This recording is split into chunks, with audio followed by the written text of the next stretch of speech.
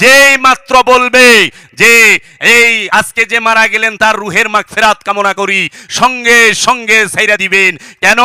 রূহ সৃষ্টি না, রূহ সৃষ্টি না। রূহ কি?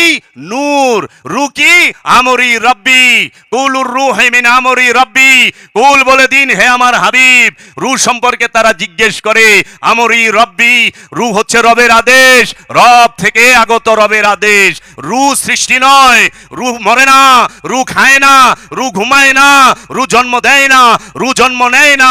রূহের কোনো মরণ নাই, রূহের কোনো আযাব নাই, রূহের কোনো রোগ নাই। কারণ আল্লাহ রাব্বুল আলামিন জিন আর ইনসানের মধ্যে বীজ রূপে, সুপ্ত রূপে, গুপ্ত রূপে, লুকায়িত রূপে যে অবস্থান করে, সেই অবস্থানটির নামই হচ্ছে রূহ।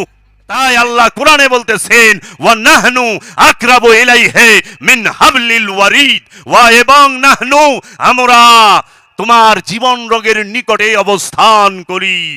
আল্লাহ জিন আর ইনসানের জীবন রোগের নিকটে তথা নফসের নিকটে অবস্থান করে। আল্লাহ মধ্যে অবস্থান করে না, কিন্তু শয়তান জিন আর ইনসানের নফসের সাথে অন্তরের মধ্যে অবস্থান করে। এর জন্য বাবারা, রূহের মরণ নাই, রূহ স্বয়ং আল্লাহ নিজে, আল্লাহ নিজে, রূহ স্বয়ং আল্লাহ নিজে।